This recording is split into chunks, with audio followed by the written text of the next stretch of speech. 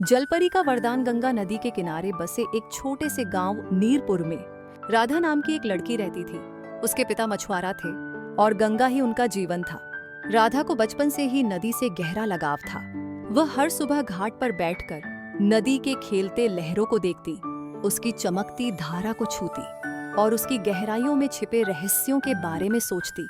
बुजुर्ग कहते थे कि गंगा की गहराइयों में जलपरी रहती है, एक दिव्य प्राणी जिसका शरीर मोतियों जैसा चमकता है, बाल नीले कमल की पंखुड़ियों जैसे हैं और आंखों में सागर की गहराई छिपी है। लेकिन कोई भी उसे देख नहीं पाया था, सिवाय राधा के दादाजी के, जो अब इस दुनिया में नहीं थे। एक गर्मी का मौसम आया जब गंगा का जल सूखने लगा, धारा मंद पड़ गई, कीचड़ उभर आया और मछलियां मरने लगी। गांव वालों के चेहरे उदास थे, नदी मर रही है। लोग फुसफुसाते। राधा का दिल टूट गया। उस रात वह घाट पर बैठी, आंसू बहाती हुई नदी से प्रार्थना करने लगी, हे माँ गंगा, कृपा करो, हमारी जीवन रेखा को बचाओ। तभी अचानक नदी के बीचों बीच एक मृदु नीली चमक फैली। पानी हिला और एक अद्भुत दृश्य सामने आया। एक सुंदर जलपरी, उसका शरीर जल की तरह पारदर्शी था, जिसमें चांदनी झलक रही थी। उसके माथे पर एक मोती का तिलक था और उसकी आवाज नदी के कलकल की तरह मधुर थी। राधा, जलपरी बोली, तुम्हारी शुद्ध भावना ने मुझे बुलाया है। मैं गंगा की रक्षक हूँ, लेकिन नदी का दुख तुम्हारे ही लोगों के कारण है।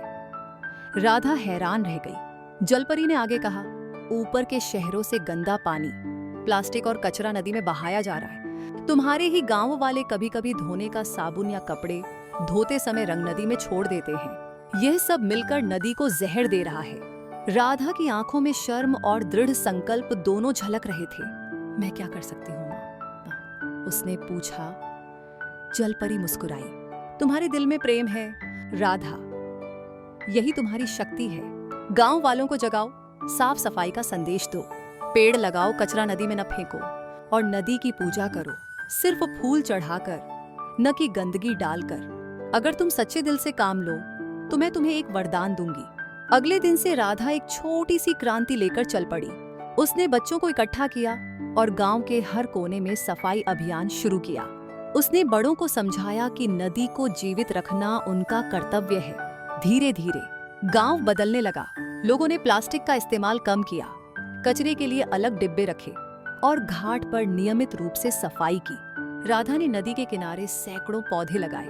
कुछ महीनों बाद जब बरसात का मौसम आया तो गंगा फिर से जीवंत हो उठी। उसका जल स्वच्छ और उत्साहित था। एक चांदनी रात जब राधा घाट पर खड़ी थी तो जलपरी फिर प्रकट हुई। इस बार उसके हाथ में एक छोटा सा मोती था जो अंदर से हल्की रोशनी छोड़ रहा था। यह लो राधा, जलपरी बोली, यह मोती तुम्हारे गांव की रक्षा करेगा। जब भी नदी को खतरा होगा यह मोती चमकेगा। और याद रखो, सच्ची जलपरी वह है जो नदी की रक्षा करती है। तुम और तुम्हारे गांव वाले ही अब गंगा की सच्ची जलपरियां हो। जलपरी धीरे धीरे पानी में विलीन हो गई, लेकिन उसका मोती राधा के हाथ में चमकता रहा। उस दिन के बाद नीरपुर गांव को जलपरियों का गांव कहा जाने लगा। राधा बड़ी हुई और नदी की संरक्षण की आवाज बन गई। और आज भी कहते हैं कि जो भी गंगा की शुद्धता के लिए सच्चे मन से काम करता है उसे जलपरी का आशीर्वाद मिलता है, न कि जादू से, बल्कि प्रकृति के साथ सद्भाव से। शिक्षा। प्रकृति की देवी हमें तभी वरदान देती है जब हम उसकी रक्षा करने का संकल्प लेते हैं। सच्ची जादूगरी प्रेम और जिम्मेदारी में छिपी है।